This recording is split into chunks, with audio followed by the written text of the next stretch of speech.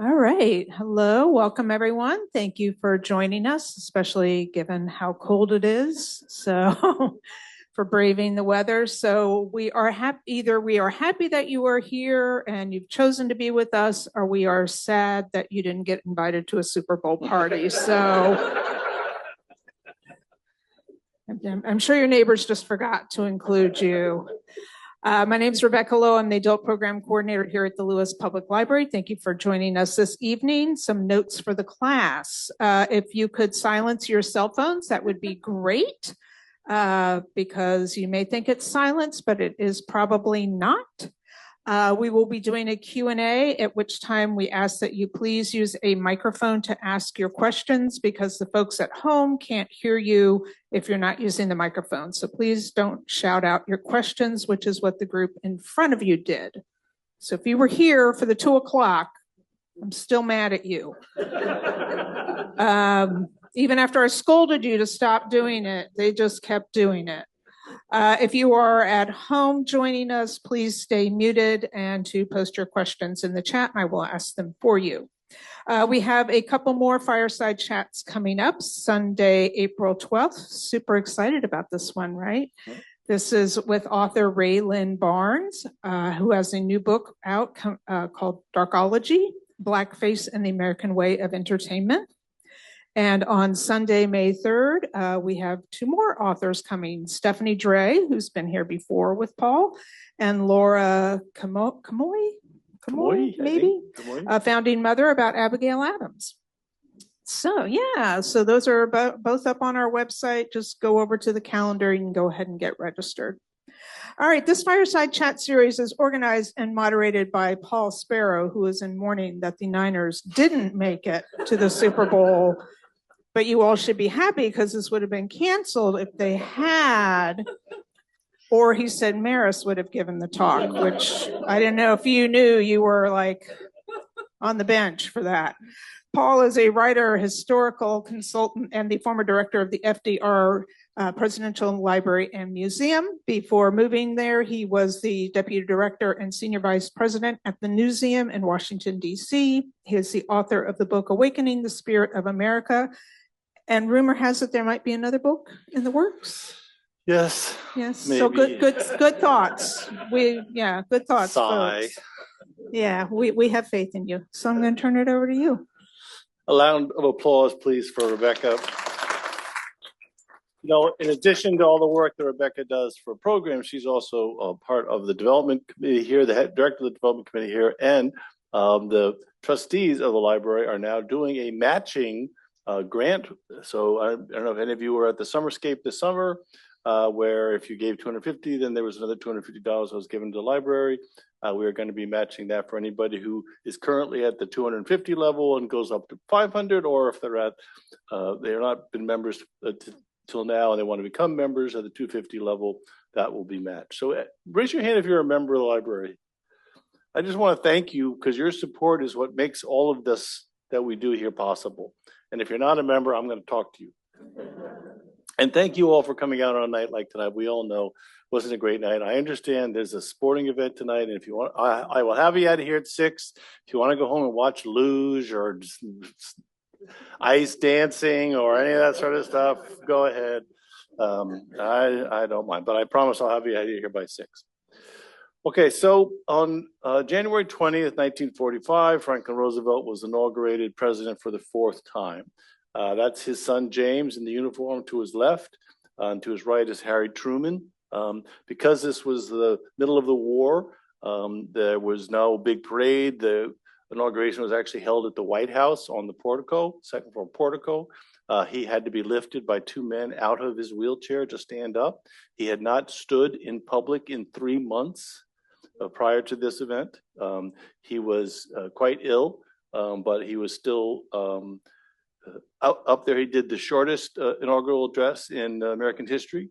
And then 3 days later, he left for the conference in Yalta. Now, Eleanor really wanted to go to this conference. She hadn't been to any international conferences. She really wanted to go with him. But he chose his daughter, Anna, who's seated next to her here, to go accompany him and be his sort of aide de camp. Anna had moved into the White House. She'd been living there for a number of months, had sort of taken over both the hostess duties because Eleanor was traveling so much, but also the care and feeding of her father, who was increasingly ill. And Anna had been one of the ones who really pushed for a more effective medical treatment of what was his increasingly perilous health. FDR and Truman only met a few times between the election and when he left. FDR had not shared with Truman anything about the plans for Yalta, the plans for the end of the war, the atomic bomb.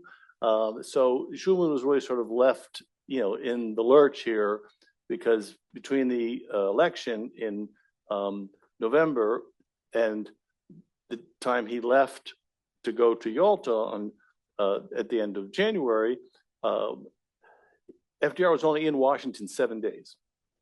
And on those 7 days, he only met with Truman once. So he was vice president, literally in name only.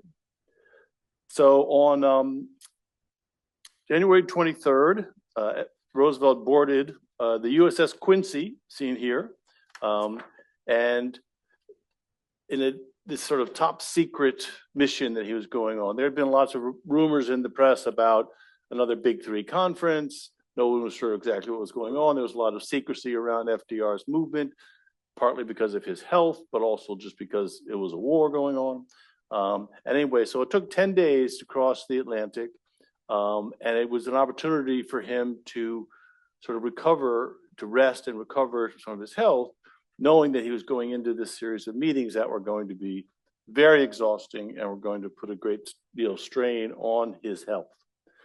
His first stop was in Malta. This is a very interesting photograph. So he arrives in Malta on February 2nd. And you can see here he's meeting, that's Churchill with his sort of back to us. Directly across from FDR is his daughter, Anna. And directly across from Churchill is his daughter, Sarah.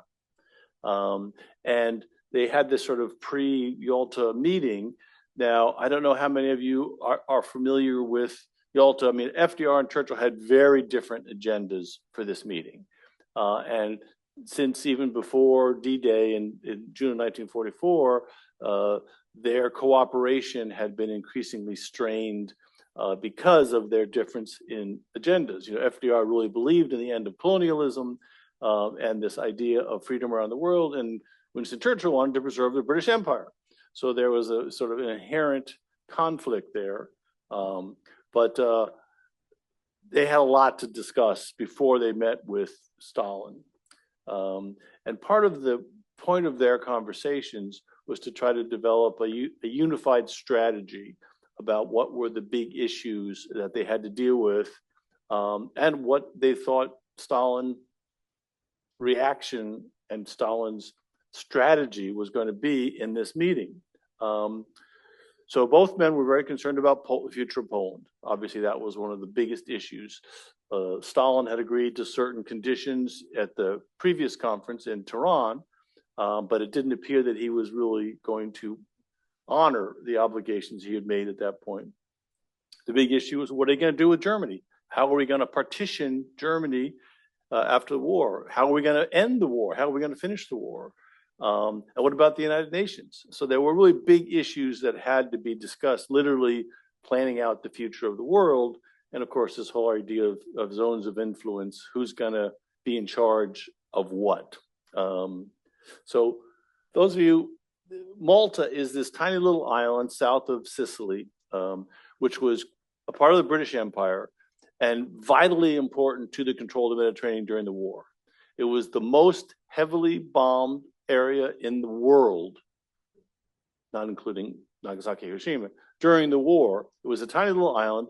It's sort of this rock in the middle of the Mediterranean. But the residents never surrendered, particularly in the early days of the war when things looked bad and the British Navy was on its heels and the Germans were seen to be taking over everything. You can see how close they were to Italy, so the land-based bombers could just pummel the island.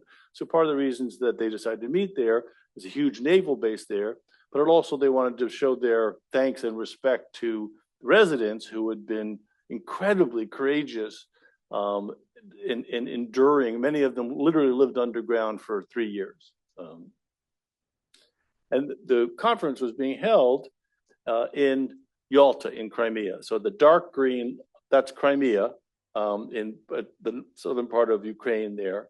And it's, 1,400 miles from Malta. So it's a long way. Now, the idea was that, and FDR had been bugging Stalin for quite a long time to have this face-to-face meeting, and FDR wanted to have it, someplace a little more convenient for him in the Mediterranean. He offered a lot of options for it. Stalin basically refused to leave Soviet territory. He would only go where he could get to by train. He was afraid of assassination. He was afraid there might be a coup if he left. By the way, the war, he really was a commander of the Russian army. So he insisted, and they went back and forth, and FDR would propose location after location, and Stalin would refuse and make these excuses. So finally, FDR had to agree to go to Yalta despite his health. And it's, it's a 8-hour flight. It's 8-hour flight over. You can see where over the rugged terrain. You're going over the Balkans there. Some of that was still German controlled territory, and it would require nearly 70 C-54 transport planes, 70 to get all of the American and British delegation and all their equipment to Yalta. Now, FDR would travel aboard this brand new Douglas VC-54C Skymaster, and it was built specifically for FDR, and it was essentially the first Air Force One. And it was officially named the Flying White House, but everyone referred to it as the Sacred Cow. And I believe it is still on display either at the Wright Air Force Base. I should have known that before, but it is still in existence, and it was on display until fairly recently. It was equipped with this special bed and an office and a conference room and bulletproof glass. And it even had this elevator that allowed FDR in his wheelchair to come up and down, because at this point it was very difficult for him to even do his fake walk, with the steel braces. He didn't wear steel braces. He'd lost so much weight, the braces didn't really fit him anymore. It's very difficult for him, even on crutches, because he'd lost so much strength. So this elevator, they could wheel his wheelchair into the elevator, it would go down, he could get out on the tarmac or up into the plane. So it was really a very specially equipped plane. It was used by several presidents after FDR died. And this is FDR. So they arrived, they flew from Malta to this Saki Air Base, which actually isn't in Yalta, it's in another part of the Crimea. And he arrived around noon, and he was met by Harry Hopkins. That's him, he's talking to Harry Hopkins there. And just to Harry Hopkins' right is a Molotov. And they had this was a big deal for the Russians, obviously. There were lots of military displays and all sorts of things happening here. FDR arrived first.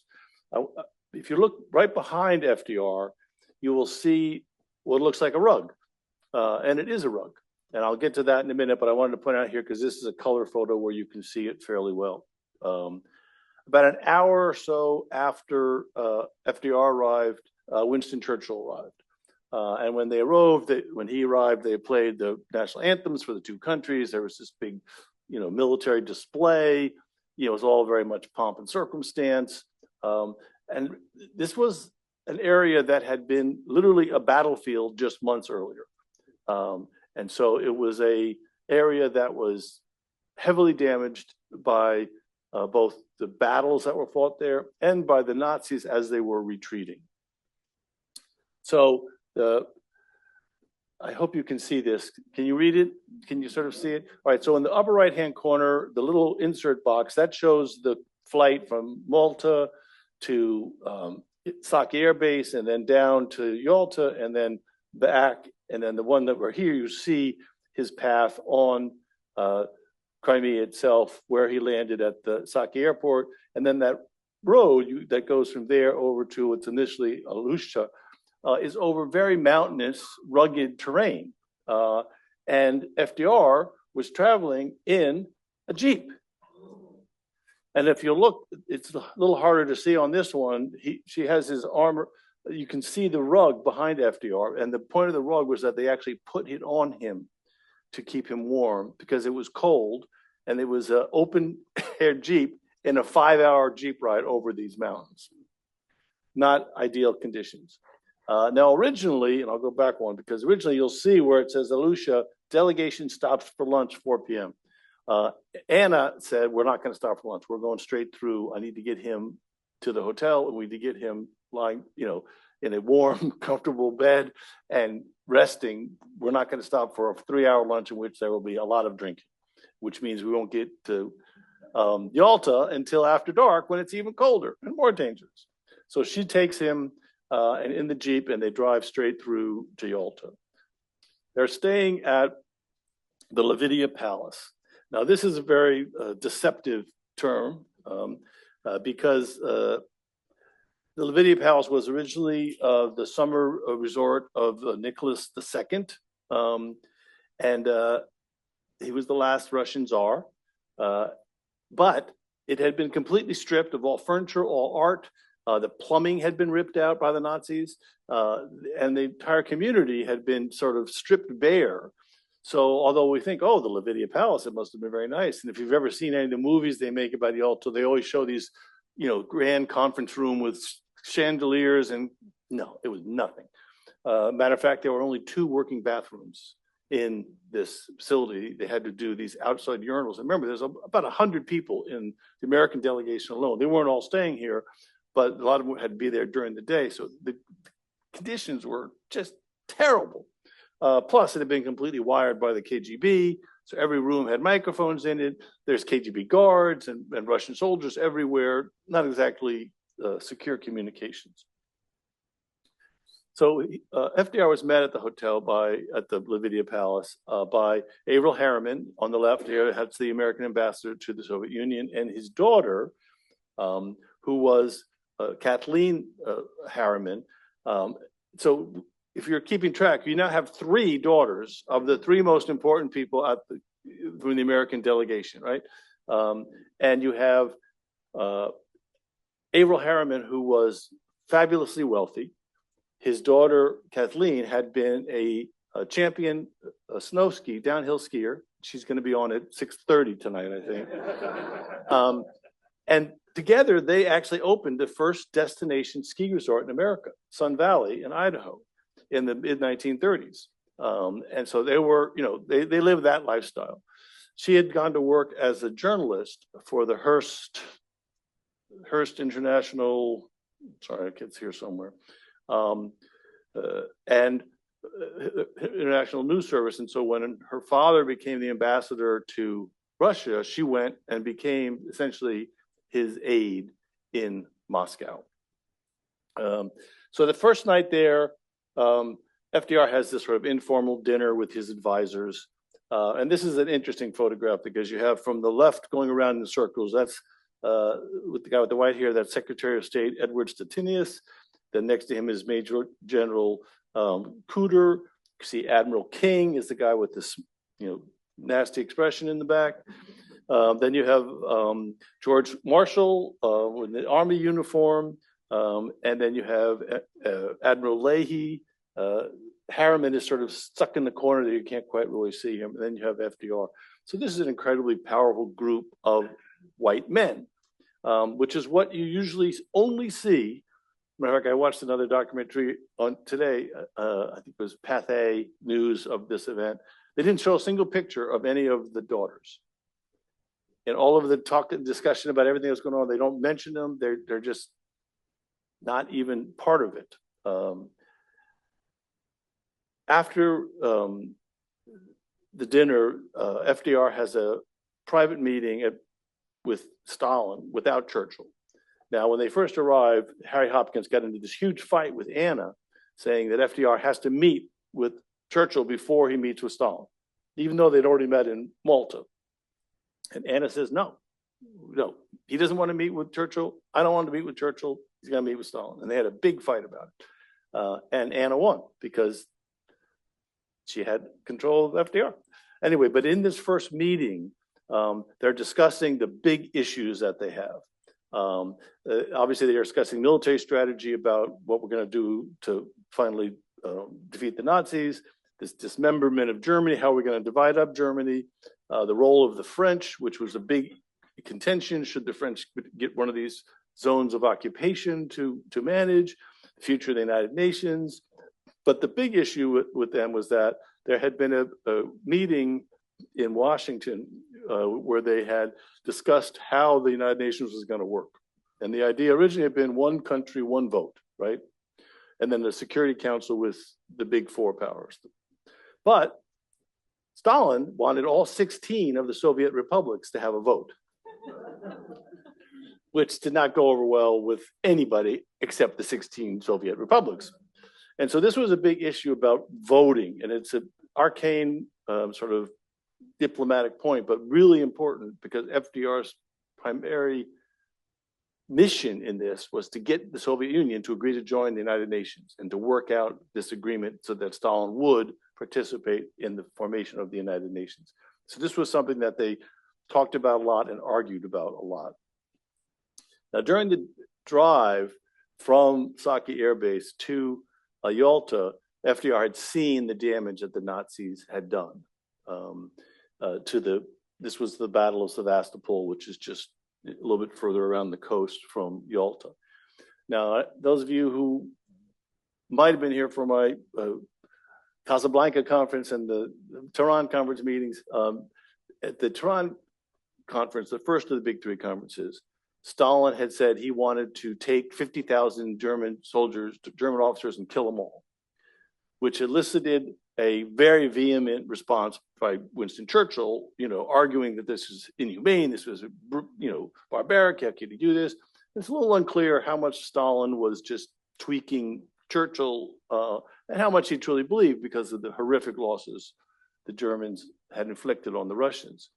But at their first meeting, at this first meeting of Stalin and FDR, he says, quote, "I'm more bloodthirsty in regard to the Germans than I have ever been, or than I was a year ago." Meaning, this idea of killing 50,000 German officers maybe is not such a bad idea.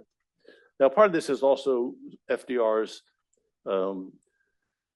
strategy to try to win Stalin over. Now Stalin is a sociopath, and a very, very brilliant political maneuverer. And FDR is not at the peak of his game, but he still was convinced that he can charm anybody. And he thinks he's going to charm Stalin or at least win him over. So this was a very important meeting that they have time to spend together, just the two of them and the two translators. So after their private meeting, the first of the plenary sessions happens.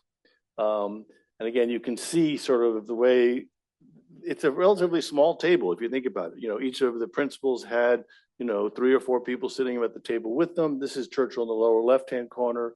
It's a little hard to see some of the British delegation. You see Leahy and George Marshall sitting next to FDR, and the two Russians sitting next to Stalin.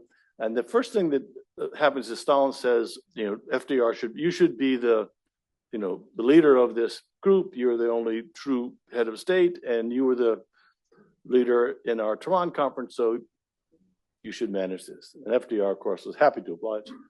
And the first thing he says, we all understand each other much better now than in the past.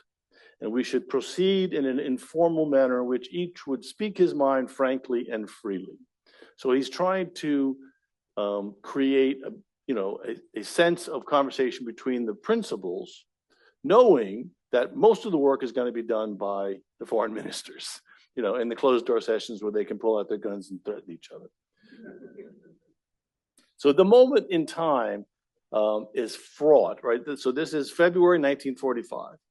You can see the red zones on this map show where the Soviet Union had moved in from the east and where the Allies were on the left. And you can see already, I'll go to a closer up map, the Soviet Union already controls essentially all of Poland, right? They're just 50, 60 miles from Berlin. And one of their big concerns is that the Americans haven't even crossed the Rhine yet. So the Americans, the British forces haven't even crossed the Rhine. We're really only a month away from the Battle of the Bulge, the end of the Battle of the Bulge. So the Americans are still moving in, and you can see what's happened to the Soviets here. They've now got a bulge, right? As their army is moving towards Berlin, they're vulnerable from the south. And they're very concerned that the Germans are going to launch another counteroffensive into the bottom of their bulge, and it's going to be bad for the Russians, which is why Stalin is pushing the Americans and the British to get across the Rhine and put pressure on the western flank of the quickly collapsing German army. So now we have the three girls. And what's amazing about them, they're the three women. What's really interesting about this is that they are barely mentioned in any of the books written about the Yalta.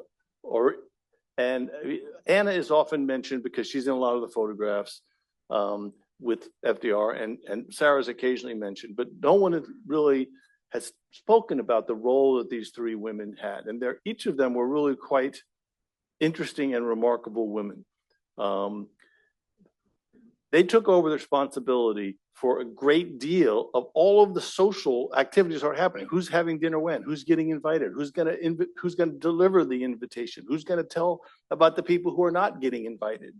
Plus they're trying to coordinate with the Soviets, for how they're going to be doing the catering and all of the issues around the formal ceremonies, as well as all the informal stuff. Who's having breakfast together? Who are we going to meet with between? And there's a lot of very, very powerful people who want access to the principles. And so Anna has the worst job because everybody wants to get at Roosevelt, and he's quite sick.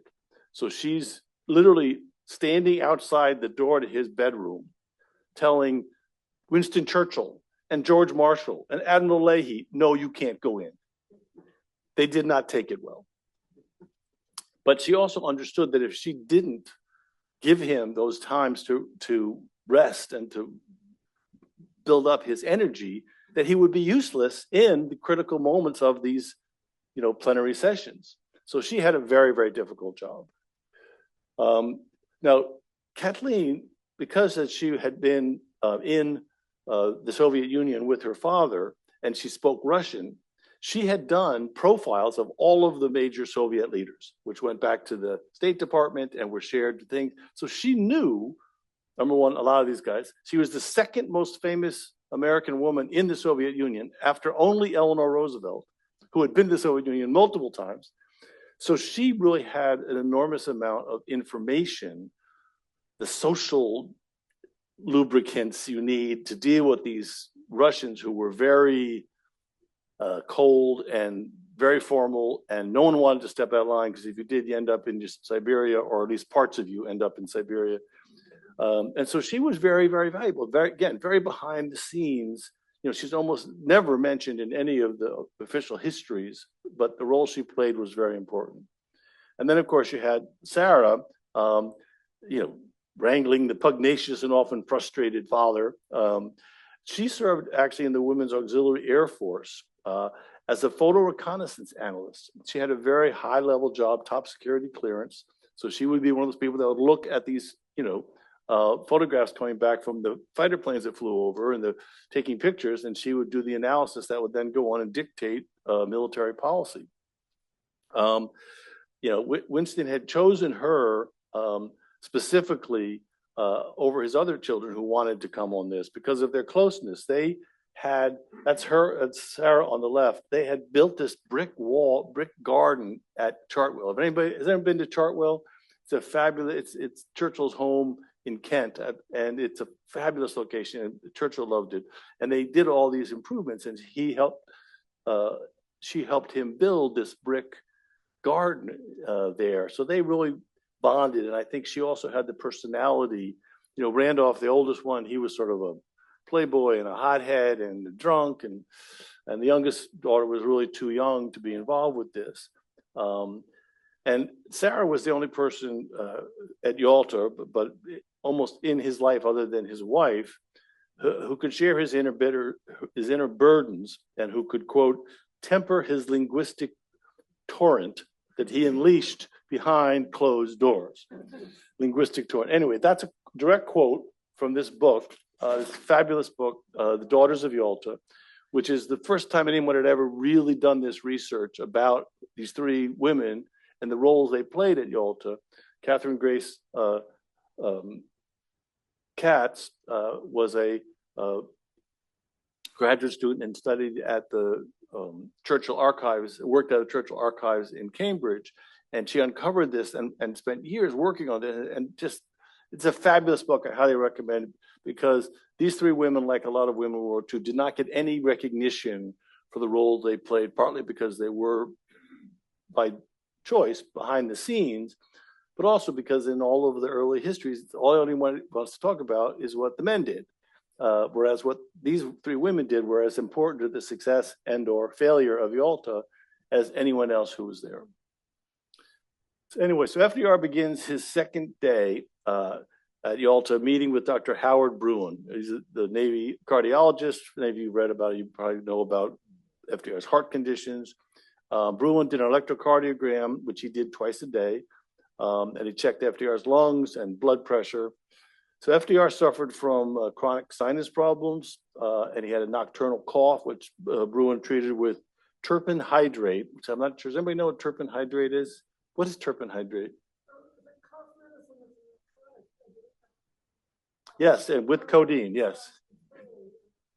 Yeah, this was, yeah. So anyway, he gave him that every night. And Bruin advised FDR that he had to limit his activities, and he had to take a nap every day and take a rest. You know, you're at the Big Three conference at the end of World War II. It's like, yeah, doc, sure, happy to. But it was indicative of FDR's awareness of his own health that the first person he met with every day and the last person he saw every night was Howard Bruin. Roosevelt then met with Secretary of State Stettinius to go over all these issues that everybody's trying to figure out, knowing that, in fact, FDR was going to try to keep the plenary sessions, you know, with big, 30,000 feet sort of conversation, and then figure out what are the really sticky points, and then throw the three foreign ministers into a room together and say, you guys solve this and come back when you've got a solution. And so the meeting with Stettinius was very important because they had to go over these issues and what was the American position going to be. They sort of had a pretty good sense what the Russian position was going to be, what was the British position going to be, how do we find that sweet spot where we might be able to move forward on this. And obviously, Poland is the big McGillicuddy there. After meeting with FDR, Stettinius is meeting with, that's Molotov on the left and Anthony Eden on the right there. And the three of them spent a lot of time together trying to work things out. And Molotov certainly has a reputation of being this sort of evil genius. You know, he's not as bad as Beria was in terms of killing people, but he was Stalin's right-hand man for a long time, and to have survived that, he had to have been both brilliant and ruthless. And he was both during this conference. So in the second plenary session, it was contentious right from the start. FDR wanted to begin with the proposed zones of occupation. Let's talk about how we're going to divvy up, Germany. And Stalin immediately interrupted him and insisted that they discuss reparations. Fine, we can talk about how we're going to divvy up Germany, but we have to talk about reparations. And his proposal was that 80% of all Russian factory equipment would be shipped to Russia. And they would have to pay Russia $80 billion. It's a huge number. Now, those of you who know your history know that after the end of World War I, the same thing happened, which led to the Great Depression and the collapse of the Weimar Republic and ultimately to World War II. So both Churchill and Roosevelt were much more like, yeah, I know they did some bad things, but no, we can't just destroy this country. Interestingly, it put FDR in a difficult situation because his Treasury Secretary, Henry Morgenthau, had put forward the Morgenthau Plan, which basically said the same thing the Russians did: take away all their factories, make them go back to an agrarian society, and raise cows and wheat, which Morgenthau thought was a great idea, but nobody else did. So at this session, so it basically starts out with a fight about reparations and how they're going to divvy up Germany. Now, you remember 20 million Russians were killed, at least 20 million Russians were killed. The city of Stalingrad, Leningrad, half of their major urban areas were destroyed. So they had a real legitimate reason to want to resolve this issue of reparations and the dismemberment of Germany. And Churchill was equally adamant that discussion about how you're going to cut up a country, we can't possibly get this done in 4 or 5 days. We need more time. And Stalin was having none of it. He's like, no, we're going to put forward our proposal and we'll see what happens. They did agree that France would have a role in managing one of these sectors, but that was about the only thing that they worked out. And so, as I said earlier, they threw it to the foreign minister and said, okay, you guys figure this out. Now, FDR and Roosevelt had these different agendas about what they were trying to do. And FDR's 3 major points: wanted to get Stalin to agree to come into the war against Japan once Germany surrenders, which is a big deal because Germany and Japan had never declared war against each other. He wanted to get Stalin to join the United Nations without 16 extra votes. And he wanted to resolve the issue of the government of Poland.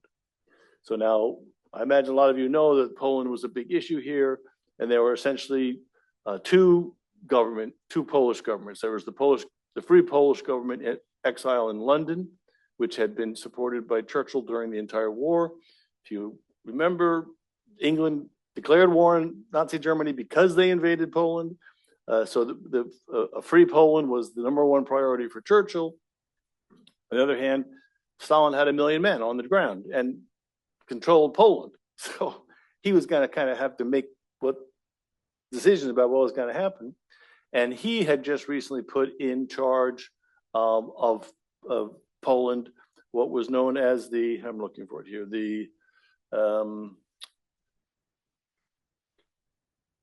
where is it here? Basically, the Lublin regime, there it is.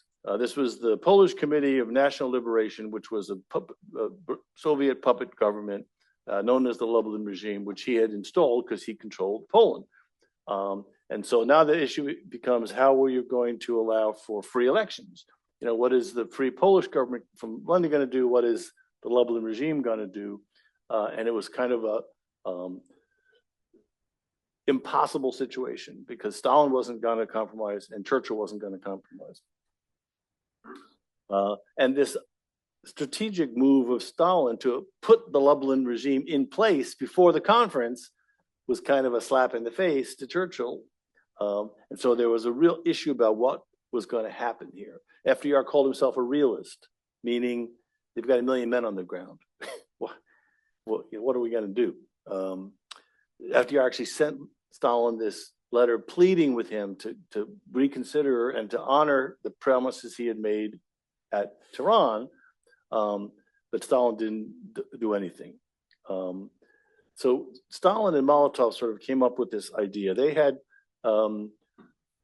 decided that the 2 things that they had been pushing for was that each of the Security Council members, the big 3 and France, would have absolute veto power, which was sort of defeating the purpose of the United Nations, because he didn't think that the smaller countries should have an equal say with the big countries. So that was a big issue.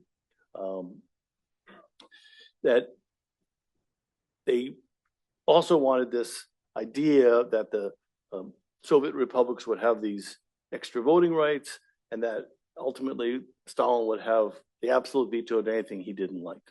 Now, unexpectedly, during the 4th plenary session, Stalin asked Molotov to stand up and read the Soviet position. And Molotov said the Soviet Union would agree to accept the American voting formula, meaning, 1 country, 1 vote, except for Ukraine and Belarus, which were sort of independent countries. So from 16 to just 2. And they would be, he would agree to the Security Council concept that there would be the council and the council would have to vote, but no one member would have absolute veto power. Churchill said, well, this is great. If you're going to have, I think India should have a vote, and I think New Zealand should have a vote, and I think Australia should have a vote, right? Because they're all independent countries too, which really ticked FDR off because that was not part of what they had agreed ahead of time. We're trying to get this down to one country, one vote. But eventually, it was a huge concession on the part of the Soviets. And so FDR said, this is great. Let me take it, and review it, and we'll look at it. Because he knew there was a cost to this concession on Stalin's part. So FDR is now trying to negotiate between how do we move forward? What can I get? How can we make this conference successful, even if it means I have to give up a free government in Poland? And then Stalin and Molotov announced that they would be willing, after screaming arguments with Churchill and Stalin, literally screaming at each other or screaming at their translators, about these issues. And Stalin finally said, we will have free elections within 1 month at the end of the war. And we will allow, foreign Polish emigres to become part of the government. And so this was, again, another major concession. It wasn't exactly what they wanted, but it was a huge concession, and it essentially undermined the position that what difference does it make if the Lublin regime is in power, because we're going to have free elections in 30 days. And as you all know, Stalin was lying about everything. But it allowed the conference to move forward with the appearance of a resolution of the most difficult question, which was who was going to run Poland. So the next day, Stalin and FDR meet again, and Stalin agrees. Okay, we will come into the war with Japan after, I think it was 60 days after the formal surrender of Germany. But we want Sakhalin Island and concessions on Mongolia and the Kuril Islands, which are several of the islands on the east coast of Russia that were lost during the Japo-Russian War. And so they're basically saying, give us this territory, open up these ports, let us have access to this, and we'll come into the war against Japan. And so again, that was a major victory for FDR because this was very important to him, because we knew that estimates were 1 million American casualties if we were to invade Japan. And if you had Russia coming in from the north, taking over there, keeping the Japanese troops engaged in Mongolia and in China, that would reduce the number of troops that America would have to face in Japan. But again, at the next conference, Churchill and Stalin are screaming at each other again about the Polish governments, because Churchill didn't believe Stalin. And Churchill was right. He said that the Lublin regime did not have the support of the Polish people, and shouted, there would be world outcry. And so the conference was now about to fall apart, even though they'd seemed so close with these Soviet concessions. And that's when the idea that if they do this 30-day free election and they allow the free Polish government to participate, that this shouldn't be an issue. Let's move on. So without getting bogged down in a lot of details, this is the map that shows Polish territorial, how it was being divvied up. And you'll see how much so the yellow line is sort of what was the 1933 border of Poland. On the east side, you see that shaded area is all of what had been Poland, which is now part of the Soviet Union. You see in the top, and on the western side, the north and western side, the areas outside that yellow line are parts of Germany that Poland will now get. So they're really they're redrawing the maps, right? And again, Churchill was very upset about this, didn't like the idea that Russia was getting so much of Poland, didn't like the fact that Poland was getting so much of Germany. But again, in everything you see there on that map is occupied by Soviet troops, right? The Americans and the English aren't even on this map, right? They haven't crossed the Rhine yet. The Rhine is to the left of what this map shows. You can see how close the Soviets are to Berlin. So this sort of becomes the default map that nobody really likes, but is what's going to happen. So that night, Stalin throws this big party at the palace that he was staying at, which was a little bit further down the coast, the Yusupov Palace. And again, it was in better shape than the Liberated Palace that FDR was staying in, but it was also pretty badly beat up.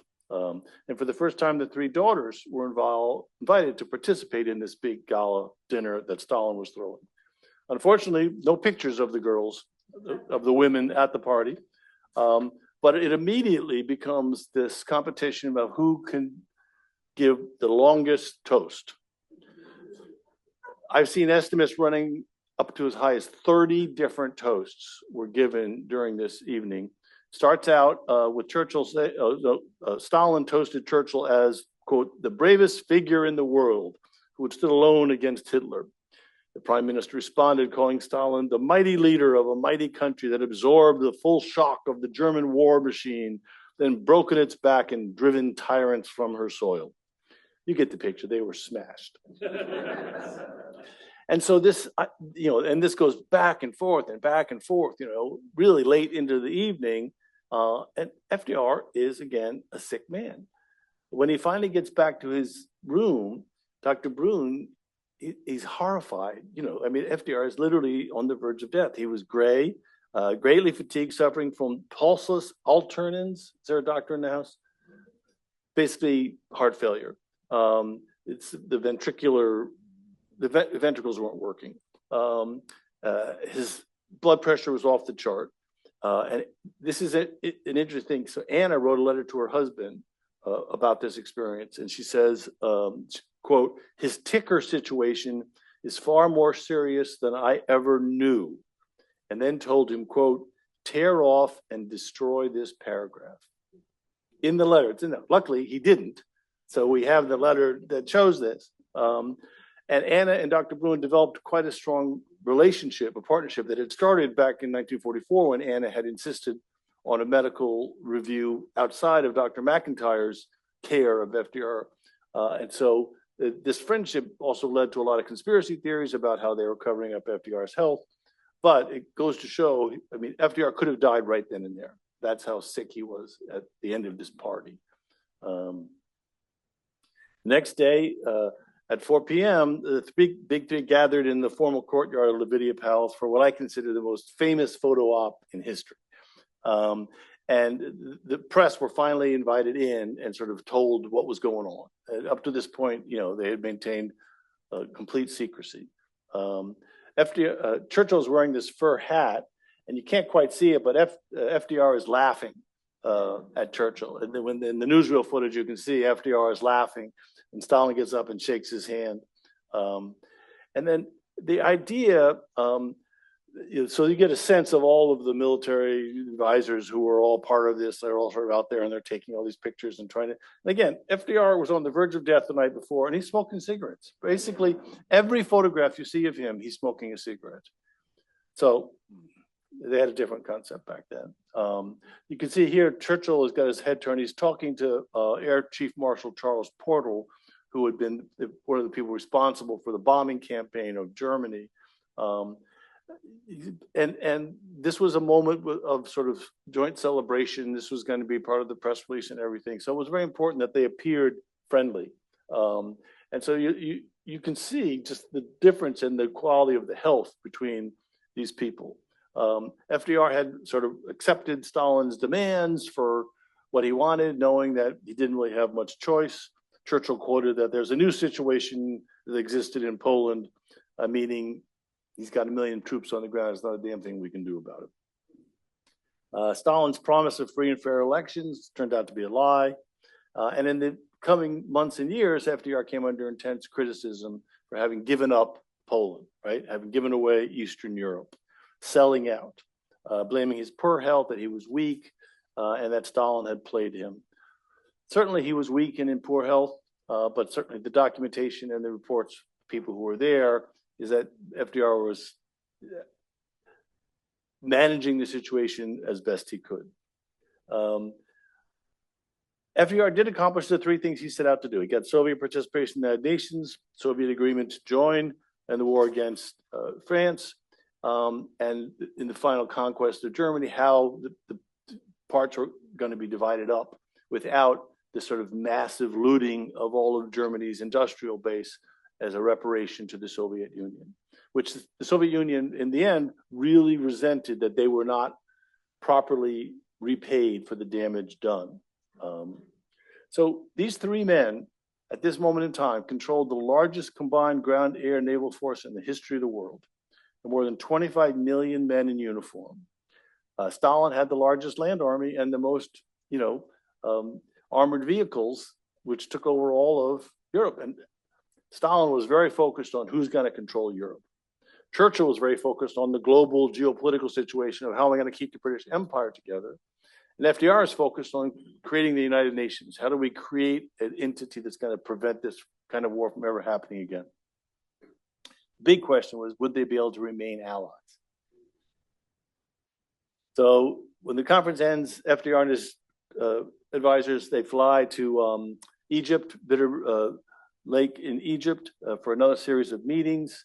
The next day, the first news reports come out announcing the big three: doom Nazism and Reich militarism, agree on freed lands and Oaks voting. So that's Dumbarton Oaks was where the conference had been, where they first discussed how the United Nations was going to vote. So that's sort of shorthand for Dumbarton Oaks and who's going to get to do what in the United Nations. FDR at Bitter Lake, he meets with King Farouk from Egypt to discuss the future of Middle East politics.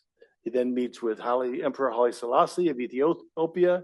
Now he is really stepping on British toes here.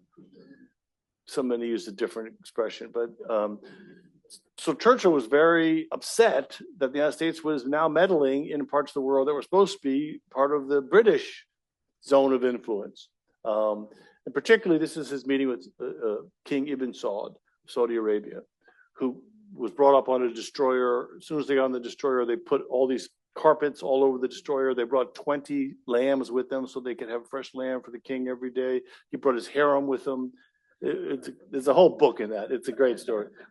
And FDR was doing two things, trying to convince the king that he could help them develop their oil reserves, but also trying to get him to accept a Jewish homeland in Palestine. And this is where the famous quote comes, the desert sands will run red with Jewish blood if you try to establish a homeland there. So Ibn Saud, even at that point, gave no quarter and basically said, it will be unending war if you try to do that. The Yalta conference took a terrible toll on everybody. These are two of FDR's closest aides. On the right is General Edwin Pa Watson. He died suddenly on the boat ride back aboard the Quincy back to the United States. They had to keep his body frozen on the ship until they arrived back in the United States. Harry Hopkins was so sick at the end of the conference, he couldn't even take the car ride back. They had to get a special train to bring him to where the plane was to take him. Right after he got back to the United States, he was rushed to St. Mary's Hospital, where he almost died. He was suffering from severe long-term health issues. He had stomach cancer and all sorts of other things. He was in the hospital for 3 months. FDR returns to the United States and on March 1st gives the famous joint session of Congress, in which he says one of his most remarkable statements: "Hope you will pardon me for this unusual posture of sitting down during the presentation of what I want to say, but I know that you will realize that it makes it a lot easier for me not to have to carry around 10 pounds of steel around the bottom of my legs, and also because of the fact that I have just completed a 14,000-mile trip. First of all, I want to say it's good to be home." It is the first and only time he ever admitted to his disability while he was president.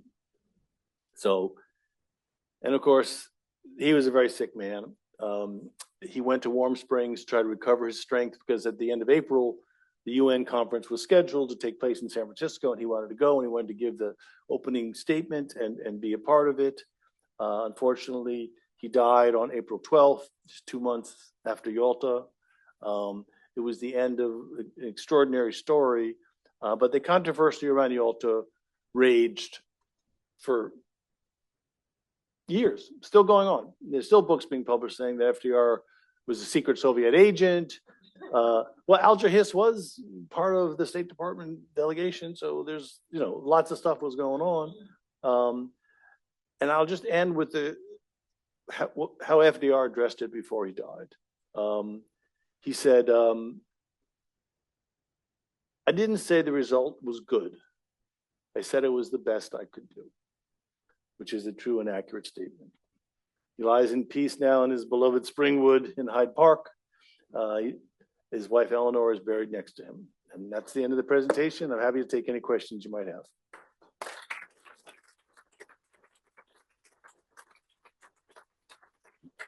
You have 9 minutes for questions, so you better be quick.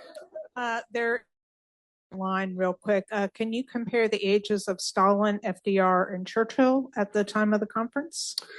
Churchill was the oldest. I think Stalin and FDR were, I think they may have been actually either the same age or very close. So FDR was 62. I believe Stalin was 61. And I think Churchill was 69. I'm not positive on those dates, but Churchill was definitely the oldest of the group. But Churchill also had a lot of health issues. And when he got back, he was in very poor health. And then, of course, by the time the next Big Three conference happens with Truman and Stalin, during the Potsdam conference, Churchill was voted out of office and sent packing by the grateful British public. Okay, raise your hand if you have a question. One up here. All right, hold on. I'm on my way up there. And in the meantime, the airplane is still on. You can see it at the National Museum of the U.S. Air Force if you're out near Dayton, Ohio. At Wright Airfield. It is at Wright Airfield. There's a big museum, beautiful museum out there. The Russians wound up taking a lot of the industrial capacity of Germany with them back to Russia. Was there anything that was going to stop them? And was there anything that was really going to come out of the conference, given where they were militarily? There was not much the Americans or the British could do at that point. The Russians did take a fair amount of industrial base, but remember, most of Germany's industrial base had been destroyed. We'd been bombing them nonstop for 2.5 years. So a lot of it had already been destroyed. But yes, the Russians did take some. Yes, there was reparations, and I can't remember what the final sort of figure was of Germany, the reparations Germany had to pay. But Germany they were destitute. I mean, you've seen Berlin was just, smoking ruins. The Ruhr Valley had been almost totally devastated. The only factories that survived were the ones that had been built underground. Most of those were for military equipment and weapons. It was Germany had to be essentially rebuilt from the ground up. And luckily, the Marshall Plan, George Marshall, understood that we had to get Europe back on its feet because Germany was the only country that had been devastated. And if you didn't have an economically healthy Europe and an economically healthy Germany, we're going to go through the same cycle again and have another world war, this time with nuclear bombs. So yes, the Russians took a lot. There was a inevitability, I think, to what Stalin wanted to do.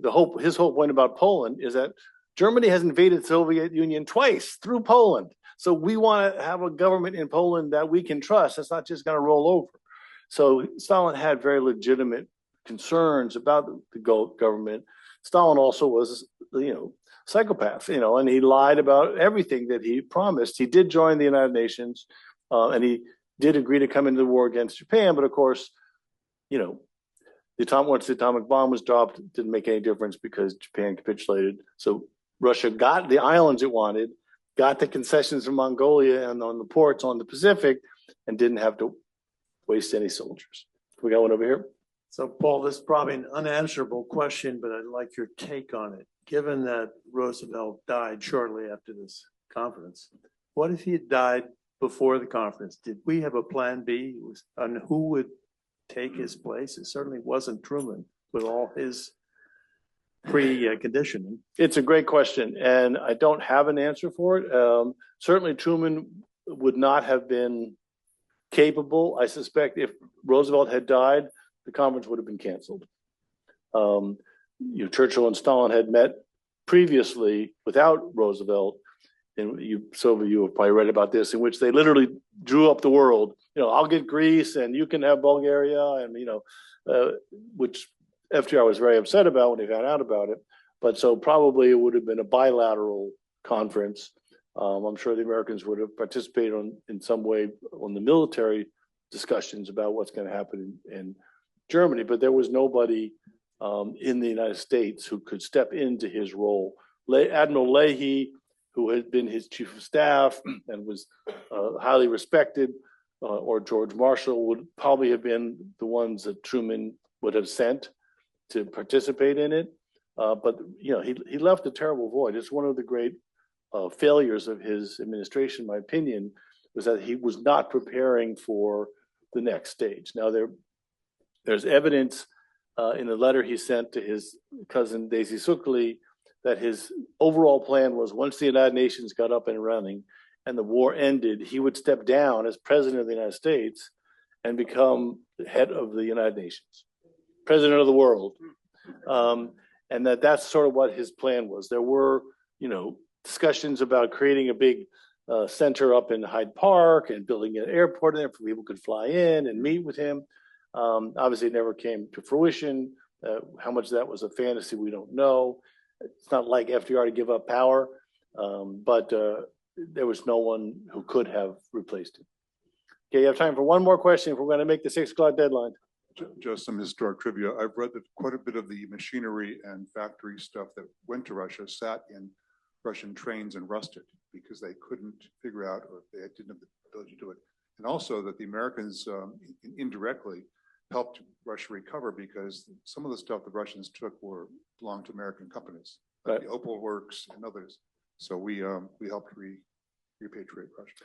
Russia, particularly in the early years after the war, before the Cold War really descended into what we now know of as the Cold War, America did an enormous amount of economic renovation for the Soviet Union. Again, because, and remember, the Soviet Union would not have been able to win the war without American military. I mean, why do they have the most armored vehicles in the world? Because we gave them to them. Lend-Lease included the Soviet Union. So there had been a tremendous transfer of equipment and money to the Soviet Union. And as you point out, American companies wanted to do business in the Soviet Union. And the hope was that by, sort of getting them hooked on capitalism, they might shift away from this very stout communist, us against the world philosophy. But behind the scenes, Stalin was doing everything possible to tip the balance in favor of communism, which of course then led to all of the problems we had during the Cold War. But I had read that a lot of the equipment was never effectively utilized, which was of course one of Churchill's big issues. That you guys don't know how to run this stuff, and the not just the transport and the reinstallation and the rebuilding of factories, but having a workforce capable of using them. So, and again, Operation Paperclip, you probably all heard about this, is where the Americans went in and stole all of the Nazi scientists, right? And all of the people who had these sort of very advanced knowledge of the weaponry that the Germans were involved in, the jet engines, all those sorts of things, gas, rocketry. So the Americans, went in and took as many of those scientists out as they could. And of course, the Soviets were trying to get them as well. But the scientists who had an option, do I go east or do I go west, is a pretty easy question, especially the Jews. So like, okay, no, we're going that way. And so that also led to tension between the Soviets and the Americans, in the sense that the Soviets really felt like the Americans weren't being equitable in this distribution of knowledge of what these scientists were taking with them. And I think unless there's someone who's really got a question, Luge starts in 5. Thank you all for coming.